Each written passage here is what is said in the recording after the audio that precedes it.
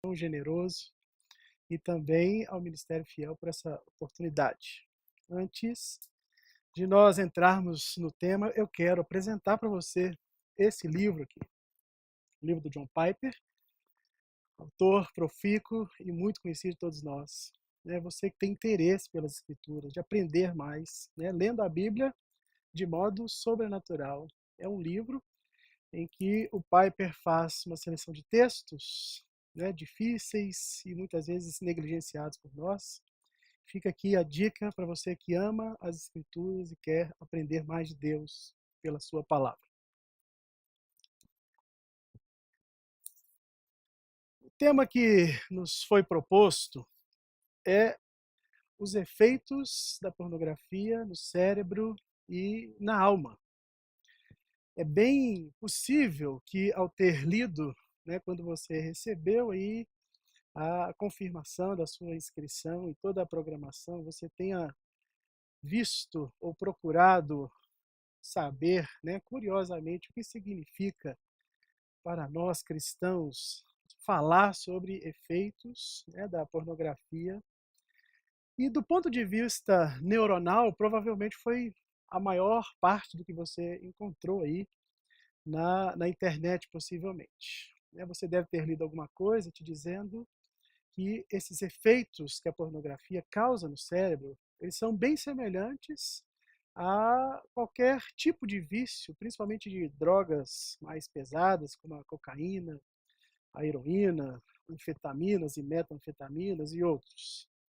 Eu pretendo tocar neste ponto mais adiante, mas antes eu gostaria de fazer duas propostas para nós entendermos, não apenas do ponto de vista neuronal ou neurocientífico, entendermos o que a fé cristã tem a nos dizer sobre isso, e eu tenho certeza que todos os outros preletores vão estender mais sobre o assunto e vão dissecar essa temática. E hoje eu quero dizer para você, introduzindo duas questões muito importantes. Primeiro, quem é a pessoa humana? Esse vai ser o meu primeiro ponto dessa noite. E segundo, o que é o vício? Já que nós vamos tratar de um tema que na literatura científica, na literatura cristã, é tratado como um vício. Eu quero que você então pense a respeito dessas duas perguntas. Quem é a pessoa humana e o que é o vício? Quando a Bíblia diz que os homens foram criados à imagem e semelhança de Deus, lá em Gênesis 1, 26, 27, isso significa que toda a existência humana só pode florescer e adquirir sentido se estiver em Deus. É isso que esse texto vai nos dizer, Gênesis 1, 26. Todas as pessoas, elas são dotadas de uma inclinação espiritual. Ou seja, até aquele ateu niilista mais obstinado, ele é obrigado a reconhecer nas estruturas do mundo e desfrutar, em algum sentido, de que os benefícios da revelação geral de Deus estão por aí. Ele é obrigado a reconhecer isso, então, quando ele olha para o mundo e percebe alguma instabilidade social, moral e cultural. E essas coisas estão operando no mundo a partir de Deus. É por isso que o tema da pornografia é tão caro a nós, porque ele não está circunscrito apenas às discussões cristãs. Quando elas estão, elas são tratadas como moralismo, e sempre este problema que nós temos que encarar para discutir. Mas eu vou falar sobre isso mais adiante, porque esse não é um tema exclusivo do cristianismo ou da fé cristã. Para um cristão, nós precisamos entender que a origem da vida humana vai além dos fenômenos que são observados por meio dos sentidos. Ser a imagem de Deus significa que o ser humano não pode ser explicado a partir de uma coisa criada, porque isto seria cair num certo tipo de reducionismo, num certo tipo de reducionismo antropológico, a gente pode dizer assim. O que significa? Nós vamos tratar toda a complexidade humana a partir de um apenas dos seus aspectos. Então, quando nós utilizamos aqui as palavras alma e cérebro, nós precisamos explicar o que isso significa e para explicar os fenômenos humanos, como eles têm esse impacto na nossa mente, no nosso cérebro, o que nós chamamos disso. Porque o meu intuito, antes de falar da pornografia, é te dizer que você não pode ser reduzido a um aspecto só da sua realidade, do que você é. Então, nós não podemos também antagonizar corpo e alma. Este é um erro quando nós lidamos com este assunto. Por quê? Porque há boas razões, obviamente, para nós confiarmos, né, e lermos pesquisas neurocientíficas e de muitas áreas médicas. Elas fornecem uma boa compreensão sobre os fenômenos, né, relacionados aos efeitos das imagens no nosso cérebro. Há muitas pesquisas nessa área. E é razoavelmente importante pensar também que elas oferecem algum tipo de resposta para nós em termos de tratamento, né? Nós precisamos ter essa abertura para coisas, mas nós precisamos, como cristãos, muito mais do que apenas ler, né, e nos informar sobre essas coisas, e inclusive buscar ajuda nessa área, nós precisamos que o Espírito Santo atue em nós, nos faça perceber a nossa condição, a maneira como nós nos percebemos. Nós precisamos que o Espírito nos ajude, então, a responder com as virtudes necessárias para lidar com essas compulsões. Os vícios são compulsões. E é por isso que eu estou citando aqui, isso nos leva, então, ao tópico, né, que são as virtudes. Por que entender a pessoa humana e entender o que são virtudes? Segundo a tradição cristã, os vícios são o oposto das virtudes. O que são os vícios, então? Os vícios são as marcas das fraturas que a queda provocou na humanidade. Quando o homem caiu, ele se desconectou com a sua origem. Isso se traduz na negação frontal desse vazio ontológico que eu estava dizendo antes. O pecado, ele passa a ter domínio sobre o homem. Ou seja, os homens passam a ver o pecado de forma naturalizada. Então esse pecado vai tomando essa pessoa, porque ele toma um contorno, ele toma um lugar social. As pessoas vão aceitando os pecados, e à medida que ele vai tendo esse lugar social, vai diminuindo a violência do que o pecado significa. O pecado afronta contra Deus. É importante você saber disso, e eu quero citar aqui para você uma frase de um cristão, existencialista cristão, Soren Kierkegaard. Ele diz: pecado não é só um ato, mas é a raiz da manifestação da angústia. O pecado é a chave para toda a manifestação comportamental. Isso vai em consonância com o que Tiago diz na sua carta. É tentado pelo próprio mau desejo, sendo que ele é iludido e arrastado. O desejo, ao ser concebido, ele então faz nascer o pecado. E o pecado, quando nasce, ele é consumado. Quando ele é gerado, ele é consumado. Tiago 1, lá nos versos 15 e 16. É por isso, meu querido irmão, que pecado não afeta só os seus pensamentos, mas tudo que você é, o seu corpo e a sua alma.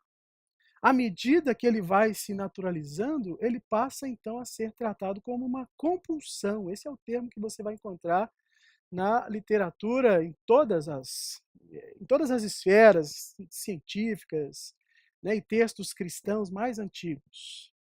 Então, quando nós estamos falando de cérebro, é disso que nós estamos nos referindo. Estamos pensando nessa dimensão humana que nos permite perceber a realidade.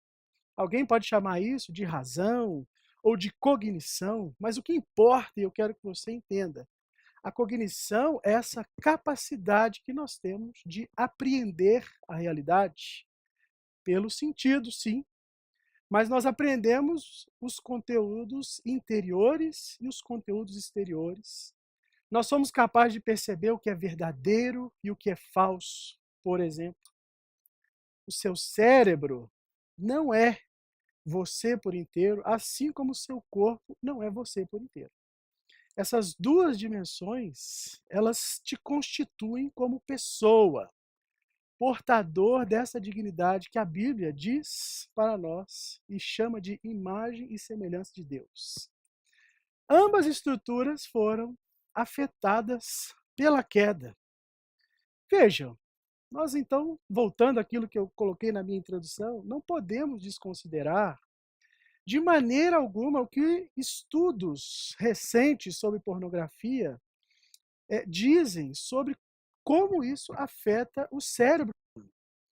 Obviamente, muitas hipóteses surgem a partir das ciências naturais, né, como a medicina e especialmente as neurociências, que é o campo que lida com isso de forma mais efetiva, mas não somente. Você já deve ter visto, assistido algum TED Talk, e lá tem alguns bem interessantes. Vou citar apenas dois aqui para que você tenha a dimensão disso. Um autor americano, né, um cientista, um psiquiatra americano chamado Gary Wilson, ele escreveu um texto, tem até um site, depois foi transformado num site, né, chamado Your Brain on Porn, né, o seu cérebro na pornografia. Nesse texto ele vai descrever as estruturas, né, e eu vou falar um pouquinho disso agora, mas eu quero te dizer que isso não é só do campo neurocientífico, né? Você deve ter também já visto aquele ator, né, o Terry Crews, né, o Julius lá da Todo Mundo Odeia o Chris, né? Ele é um ativista nessa área e ele dá o seu testemunho pessoal se referindo, né, aos efeitos da pornografia e como isso arrasou a sua vida. Avançando mais um pouco, né, quero te citar mais uma pessoa interessantíssima. Interessante porque a doutora Gayle Dines, ela escreveu um livro que ainda não tem traduzido em português, mas o título é algo como a pornografia sequestrou a nossa sexualidade. E, pasme, né? Ela é uma ativista, doutora, professora da Willock College, e ela é ativista feminista, mas também tem militado no campo de mostrar como a pornografia, né, como ela diz, sequestra a sexualidade, e ela faz uma defesa bem interessante sobre como as meninas, né, você vai ouvir aqui provavelmente que pornografia, a maioria dos envolvidos com pornografia são homens, mas recentemente o número de mulheres tem aumentado muito. Mas as pesquisas dela, né, e esse livro fala sobre isso, mostram como meninas são preparadas desde a infância para esse corpo erotizado, para uma entrega, né, que, na visão dela, desumaniza ao ponto dela ser tratada mesmo, desde a infância, sendo preparada para uma vida de pornografia. Ainda poderíamos citar documentários no Netflix e por aí vai. Qual é o risco, então, de reduzir toda essa discussão ao nível apenas das ligações sinápticas, como as neurociências revogam para si esse direito, né? O que significa?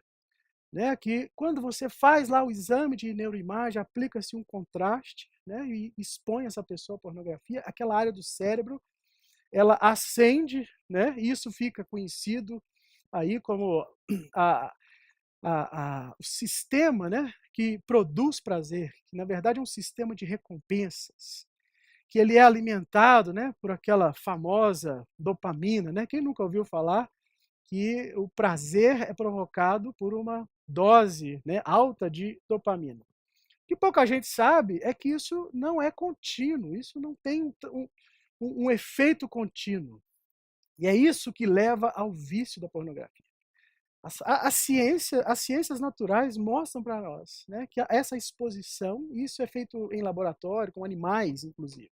Você já deve ter, se não viu, já deve ter ouvido falar, né, sobre adestramento de animais. O que você faz, então, quando você quer ensinar um cachorro, né, e as pessoas ficam impressionadas com isso, como se fosse algo mágico, né, condicionar um cachorro a fazer o que você quer. O que está acontecendo ali é que a estrutura desse animal também está preparada para corresponder a uma resposta positiva, né, ao estímulo positivo que faz com que ele obedeça. Ele não tem raciocínio lógico, ele não sabe o que está acontecendo, mas ele responde na medida em que ele é estimulado.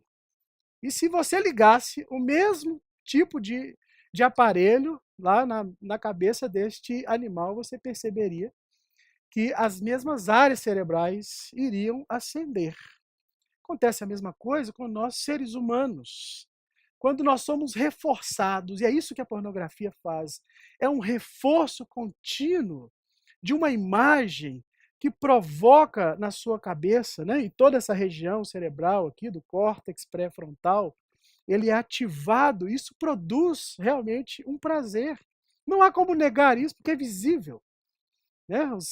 As máquinas sofisticadas hoje mostram, os exames de neuroimagem são sofisticadíssimos. Mas há uma diferença entre nós, humanos, e qualquer tipo de animal.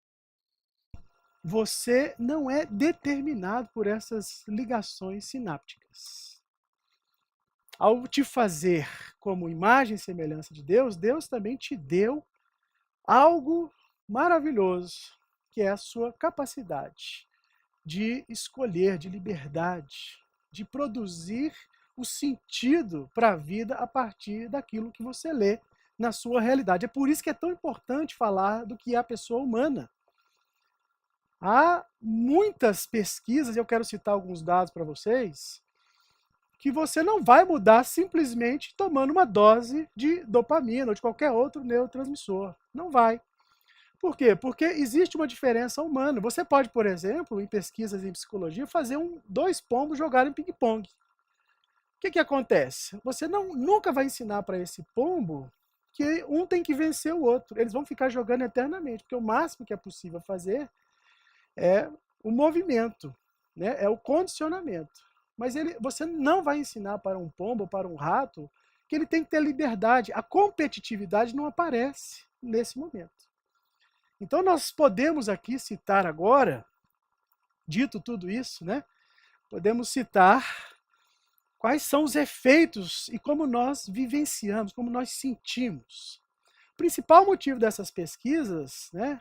Você vai ler isso amplamente na internet e até em revistas acadêmicas, tem alguns aqui. A disfunção erétil, talvez é o principal problema, e isso vai nos levar a vários outros, porque essa é uma preocupação com a virilidade, né? Isso tem efeitos na vida de qualquer pessoa que é viciada em pornografia. Porque em algum momento a sua virilidade vai ficar comprometida. Né? O voyeurismo, que é aquela desejo somente pelo visual, né? Um tipo de perversão, né, da mente, que ele se satisfaz simplesmente observando. Poderíamos citar falta de energia, falta de vontade, falta de coragem e iniciativa para cortejar a parceira sexual. Isso é muito comum. Né? E atendendo pessoas há tanto tempo, eu percebo isso aqui com muita frequência. Os homens perdem essa capacidade, né? Principalmente o homem, mas a mulher também, de ir adiante nos relacionamentos. Né? E ele fica confuso, ele não sabe mais se ele é tímido ou se ele tem algum comprometimento. Porque a pornografia faz com que ele perca o desejo sexual, inclusive pela pessoa com quem ele está casado. Não é incomum ouvir pessoas que se casam e tiveram experiência ou trouxeram isso para o casamento, e quando se casam, eles têm esse problema. Ah, mas eu achei que casar ia resolver e tal. Poderíamos falar aqui de problemas de concentração, diminuição de memória. Há estudos que apontam para transtornos de déficit de atenção e hiperatividade, né, como comorbidade do uso da pornografia. Déficit de atenção, né, que são aqueles pensamentos, né, que alguns chamam de pensamentos acelerados, e vários outros nomes. Depressão, fobia social e muitos outros transtornos compulsivos. E a lista se estende. E eu quero te dizer como é a vivência disso. A pornografia, ela se torna uma fuga, ela é um escape, né, que serve de evasão. A pessoa perde a capacidade de enfrentar a realidade, porque ela passa a acreditar que tudo é mentira. E deixa eu te dizer o que isso significa lá na sua cabeça. Aquilo que está sendo visto é performance. Aprenda hoje, querido. Você nunca vai fazer aquilo. Nunca. Porque aquilo é feito para ter um efeito sem fim. Você nunca vai atingir aquilo. Eu escuto jovens dizendo, preciso ter experiência, eu preciso ver. Você lê isso na internet. Alguns pesquisadores, né, também de outras áreas, eles afirmam que a pornografia é boa. Né? Você encontra isso também em estudos científicos. E um dos relatos é que ele melhora o desempenho sexual. É falso. Eu atendo pessoas há mais de 12 anos, né? Pessoas casadas, pessoas de todo tipo. É falso. Vai chegar um momento que aquela experiência marca tanto a sua cabeça que você perde o gosto por ela. É o que as pesquisas neurocientíficas comprovam. Então ele perde a capacidade porque ele é iludido, achando que vai se sentir bem. Ele quer procurar o prazer a todo custo. Mas aquele prazer é inatingível. Por isso que eu disse daquele vazio ontológico. Quanto mais ele se enche de pornografia, mais distante ele está da realização. Ele nunca vai se realizar com a pornografia. É isso que ela faz. Pornografia gera desconexão com a realidade. Então, porque ela apresenta um modelo de pessoa que nunca é quem está diante de você. As relações passam a ser firmadas numa ilusão, numa mentira. Distorce a visão da sexualidade e, ao fazer isso, distorce a pessoa com quem você está. Muitas vezes, a sua esposa, o seu marido, é isso. Você não encontra a pessoa humana lá, você tem uma imagem, você está iludido por aquela performance. Você nunca vai chegar naquele ponto, você nunca vai fazer aquilo. Você nunca vai durar aquele tempo todo, isso é mentira. Isso é produzido para causar em você esse efeito aqui. E disso deriva ansiedade, que se torna, então, um alimento para o vício. É sempre assim. Toda vez que um registro entra, aquele registro vai ser resgatado, porque a memória serve para isso. E aí você vai fazer uma conexão de sentido com aquela lembrança, e você vai achar que a experiência vivida agora é a mesma. Isso vai te enganar. Isso vai fazer com que o vício aflore, você vai querer fazer mais. Então a pornografia afeta sua mente, o seu corpo, o seu comportamento, ele se torna, então, objetal. Você lida com as pessoas como se elas fossem carne, objeto. É isso que a pornografia faz. Porque ela te dá uma sensação de autorrealização. Isso é contra o que a Bíblia ensina, porque o homem se realiza com a sua mulher. Serão os dois uma só carne. Para você estar completo, você tem que se realizar nos seus relacionamentos. Você tem que se realizar com as suas amizades. Não estou dizendo que todo mundo tem que casar com isso. Obviamente não. Mas você tem que se relacionar. O ser humano é relacional e tudo fica comprometido. Desde o casamento até a sua amizade. E onde entra a alma nisso tudo, queridos? Como eu disse, você não é só o seu cérebro.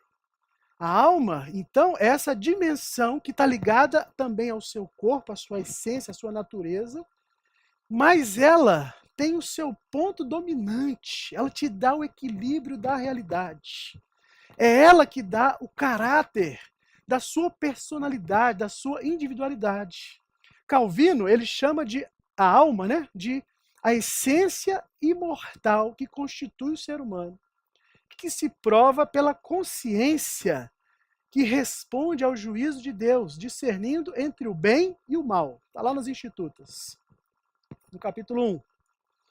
Agostinho, ele dizia que a alma humana ela é composta de 3 faculdades, e elas estão ligadas nesse nível, né, que nós estávamos explicando antes, neurológico, mas nós pensamos nisso como estrutura, nós temos que pensar nisso aqui como vivência. O que é a memória? Quais são as 3 composições da alma? Memória, inteligência e vontade. O que a pornografia faz é afligir a sua memória. Pornografia tem um poder absurdo de deixar registros na sua memória. Se entrar uma vez, provavelmente vai ser muito difícil de sair. Não vai sair. Minha experiência com atendimento de pessoas diz que quanto mais cedo uma pessoa é introduzida nesse nível de contato com a pornografia ou com a erotização, mais difícil é para ela sair e mais tempo demora para ela sair. Porque as dificuldades na vida adulta aumentam. É muito difícil sair.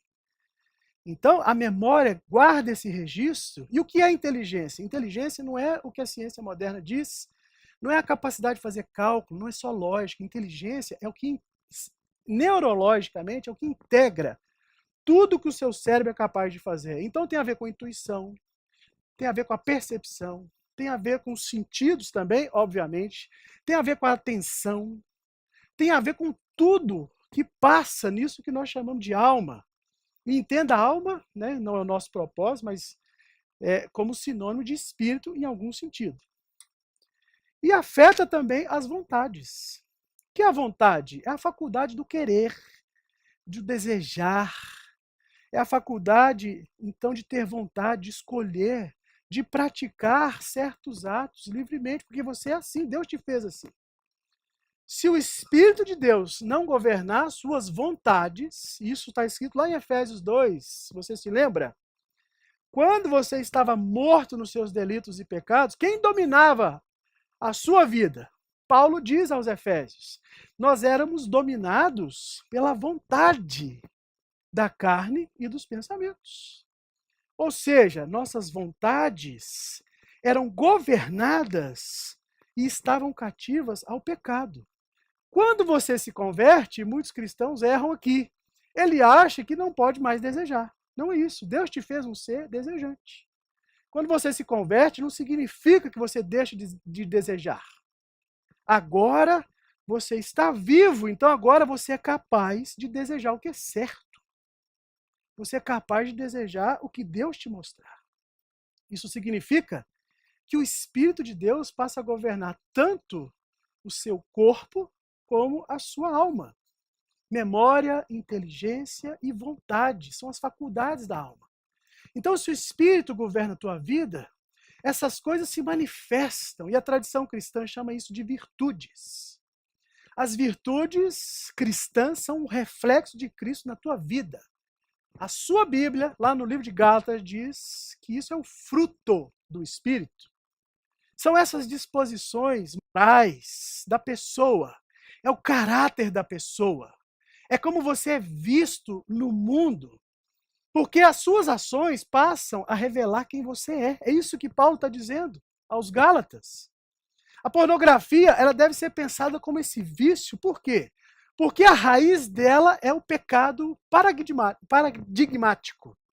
Esse pecado que a tradição cristã chama de luxúria. E eu quero já caminhar para o final te dizendo isso. Por que esse pecado é paradigmático? Porque ele começa com uma atração pelo objeto e termina com a escravidão a esse objeto. Ele começa com a paixão pela beleza do corpo e ele termina com o desejo por sexo sem controle. É isso que é a luxúria. E a luxúria tem uma dimensão psíquica, por quê? Porque ela vai se instalando em você, é assim que começa. Toda pessoa com 5, 6, 7 anos que é exposta à pornografia, esse pecado vai se instalando a partir desse primeiro contato visual. É assim. Então surge esse desejo que vai tomando a sua mente até ela ficar totalmente presa àquele objeto que a pessoa passa a desejar. Então ele vai tomando conta da alma, dos pensamentos, de todo o movimento do seu corpo, do seu cotidiano. Ele vai expulsando qualquer outra forma de interesse que não seja pelo desejo sexual. É isso que a pornografia faz. Você vai perdendo a capacidade de avaliar os riscos e as consequências. É isso que acontece ao longo do tempo de exposição à pornografia. E eu quero te dizer, é por isso que o casamento não resolve o problema da pornografia. Não resolve E em alguns casos até piora. Porque quando casa achando que agora eu tenho uma relação sexual legal, aberta, própria, ok, isso não vai te ajudar, sabe por quê? Porque a sua mente continua cativa. O que liberta a sua mente não é o casamento, é Jesus Cristo.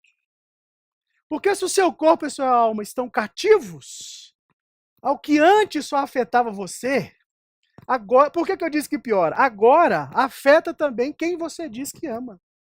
O corpo do outro que você diz amar, ele é objetificado, ele é desumanizado, porque ele não passa de um pedaço de carne. Você deixa de perceber que o outro também é imagem e semelhança de Deus. E o resultado disso, sabe o que é? Culpa, engano, desilusão. É isso que a pornografia faz. O grande problema de todo viciado é que ele acha que ele está no controle. Já conversou com alguém viciado em drogas? Eu trabalhei uns anos numa casa de recuperação. Todos eles unanimemente dizem, olha, eu tenho controle.